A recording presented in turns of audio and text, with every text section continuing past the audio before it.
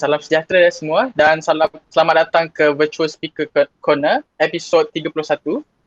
Terlebih dahulu saya ingin mengucapkan ribuan terima kasih kepada pelajar dan pensyarah yang bersama-sama kita untuk memperdengarkan ucapan awam ini bagi program Virtual Speaker Corner yang telah dijadualkan pada tarikh 6 April 2021 iaitu pada hari Selasa.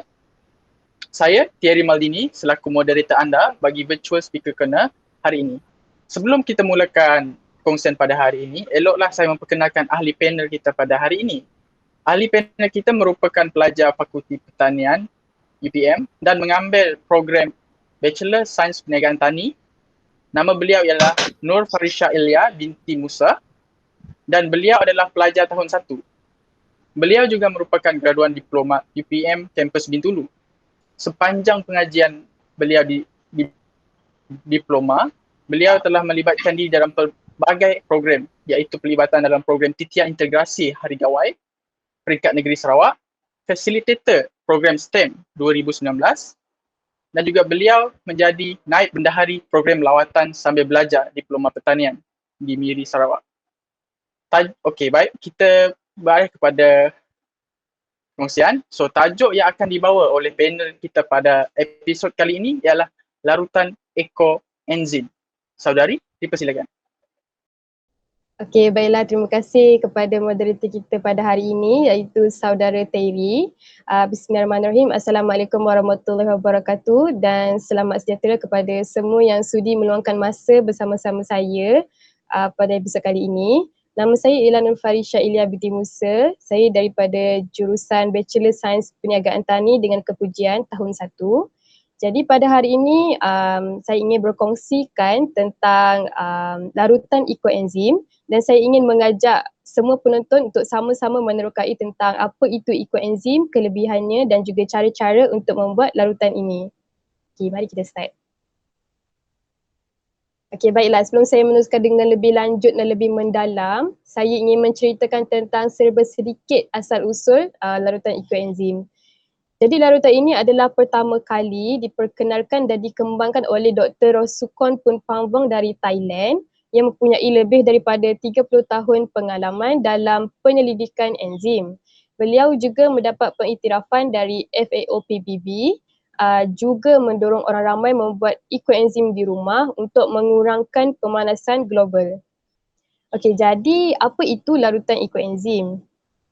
Ianya merupakan larutan kompleks yang menjalani proses penapaian atau fermentasi daripada penguraian sisa dapur seperti sayur-sayuran dan buah-buahan, gula sama ada gula merah, jaggery ataupun molasses serta air. Larutan ini berwarna coklat gelap dan mempunyai aroma fermentasi masam manis yang kuat.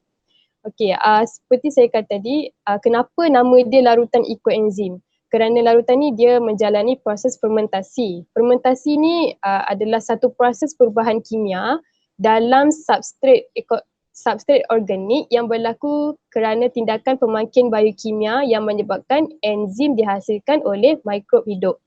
Mikrob hidup dalam penapaian ni merangkumi ragi, kulat dan juga bakteria.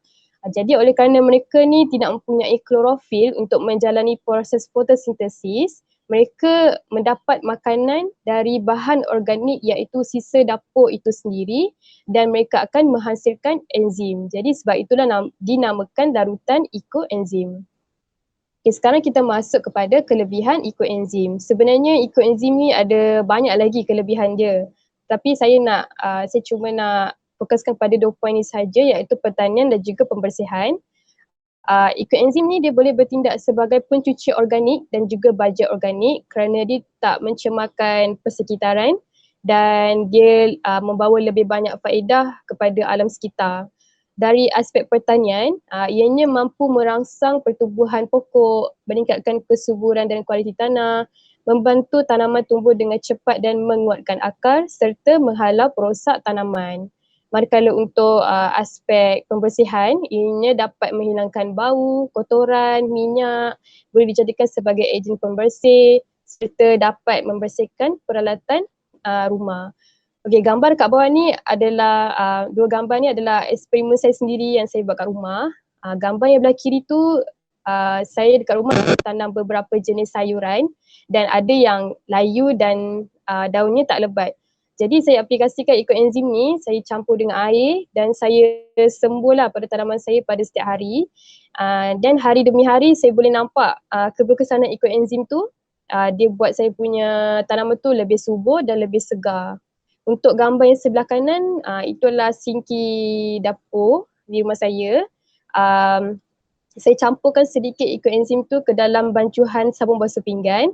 Dan saya basuhlah sinki tu. Anda boleh nampak perbezaan gambar sebelum tu dan selepas. Jadi itulah antara manfaat larutan ekoenzim ni. Okey, ini pula ialah bahan daradas. Okey, 3 bahan asas yang penting dan kita perlu ada ialah sisa dapur, buahan dan sayuran, gula merah dan juga air. Untuk radas, kita perlukan bekas plastik kedap udara. Okey, saya nak beri sedikit tips untuk pemilihan sisa dapur ni. Seeloknya kita pilih buah ataupun sayur yang segar dan berbau wangi. Contohnya macam buah sitrus, daun pandan, nenas, apa-apa buah yang wangi supaya kita dapat hasilkan bau ekoenzim yang lebih wangi lah. Yang kedua, jangan gunakan bekas kaca ataupun besi kerana ini tidak akan membenarkan pengembangan disebabkan oleh gas yang dilepaskan semasa proses penepaian enzim. Macam kita tahu bekas plastik ni kan dia elastik kan. So sangat sesuai lah untuk digunakan. Bekas plastik ni juga boleh ambil apa saja bekas seperti botol ataupun tong terpakai asalkan ianya kedap udara untuk kita tingkatkan lagi keberkesanan proses fermentasi itu berlaku. Okey, seterusnya. Okey, ni adalah nisbah. Untuk buat ekoenzim ni, dia dah ada nisbah yang disediakan. Iaitu, inilah sebenarnya 3, 1, 10. Okey, saya beri sedikit analogi kenapa nisbah ni diperlukan untuk buat ekoenzim ni. Macam kita masak, kita nak ikut sekatan yang betul kan? Supaya kita dapat hasilkan makanan yang sedap. Macam tu jugalah ekoenzim ni. So, nisbah dia ialah 3 untuk sisa dapur, 1 untuk gula, 10 untuk air, maka terhasillah ekoenzim. Okay, seperti contoh, kalau anda semua ada 300 gram sisa dapur, anda perlu sediakan 100 gram gula merah dan 1000 ml air. Okay, seterusnya. Okay, sekarang kita masuk pada cara-cara untuk membuat larutan ekoenzim. Okay, gambar-gambar yang saya sertakan ini adalah eksperimen saya sendiri di rumah. Saya buat sendiri ekoenzim ni. Jadi langkah yang pertama ialah kita perlu timbang semua bahan mengikut nisbah yang ditetapkan. Macam nisbah yang saya beritahu tadi. Macam saya guna 900 gram untuk sisa dapur, 300 gram untuk gula dan 3000 ml untuk air. Untuk sisa dapur ni gunalah macam saya guna nenas, buah ciku dan juga daun pandan. Untuk gula saya guna gula merah dan air tu boleh guna air paip ataupun air masak. Okay, untuk langkah kedua kita sediakan bekas plastik kedap udara dan tuangkan air ke dalam bekas. Kita kena tuangkan air dulu sebelum masukkan bahan-bahan yang lain. Seterusnya. Okey, langkah yang ketiga ialah masukkan gula merah ke dalam air dan kacau rata. Untuk larutkan gula merah ni asal dia larut, maksudnya tak perlu terlalu larut lah sebab air kita tu bersuhu bilik. Jadi kita asal larut ikut syarat je lah. Asalkan nampak air tu dah warna coklat, so dah okey. Seterusnya kita tuangkan sisa dapur dan pastikan hanya menggunakan buah dan sayur segar yang berbau wangi. Elakkan letak isi ayam ataupun isi ikan sebab kita ekoenzim ni kita nak jadikan sebagai ejen pembersih. Jadi kalau kita letak isi ayam atau isi ikan, dia hanya boleh jadi sebagai baja organik sahaja, bukannya pencuci organik. Seterusnya. Okey, untuk langkah yang kelima, kita kena tinggalkan sedikit ruang udara di dalam bekas untuk proses penapaian dan biarkan selama 3 bulan. Untuk proses penapaian ekoenzim ni, dia tak ada limit masa. Boleh je nak buat penapaian tu selama 1 tahun atau 2 tahun atau lebih pun tak apa. 3 bulan tu kira masa yang minima untuk kita buat ekoenzim tu. Dan langkah yang terakhir, larutan perlu ditapis terlebih dahulu agar tidak bercampur dengan endapan dan benda asing. masukkan larutan ke dalam bekas yang sesuai dan sedia untuk digunakan. Okey, ini adalah hasil yang saya dapat. Seperti saya kata tadi, minimum masa untuk kita buat ekoenzim ni adalah 3 bulan. Tapi disebabkan saya tak cukup masa, saya cuma dapat buat dalam masa sebulan saja. Tapi sebenarnya dalam masa sebulan pun dah boleh nampak dia punya perubahan daripada hari pertama hingga ke hari 30. Okey, untuk hari pertama tu, kita still nampak kita punya sisa dapur tu terapung di permukaan kan. Jadi pada hari pertama tu lah bermulanya proses penapaian. Dan seterusnya hari ketujuh lebih banyak gas dikeluarkan, lebih banyak gas yang dikeluarkan dan sisa dapur mula terurai. Okey, nampak kan perubahan daripada hari pertama hingga hari ketujuh. Boleh nampak kat situ.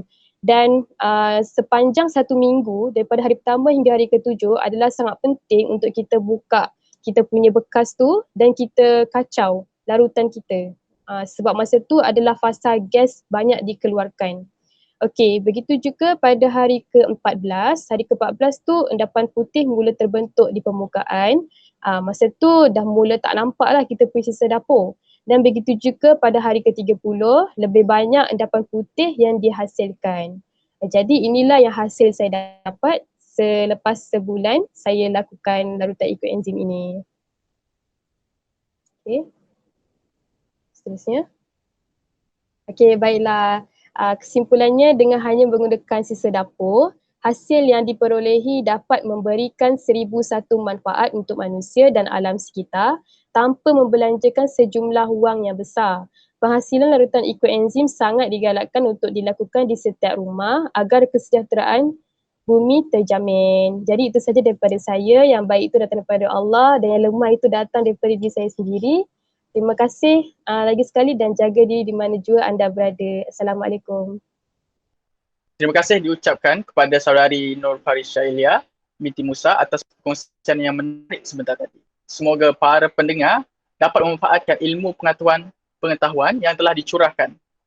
Maka berakhirlah slot Virtual Speaker Corner pada hari ini. Semoga berjumpa lagi pada hari Khamis yang akan datang dengan informasi yang padat untuk tatapan semua. Saya ingin mengucapkan terima kasih sekali lagi kepada panel dan para pendengar sekalian serta memohon untuk menutup majlis ilmu kita pada hari ini. Pertanian tunjang kehidupan. Selamat malam.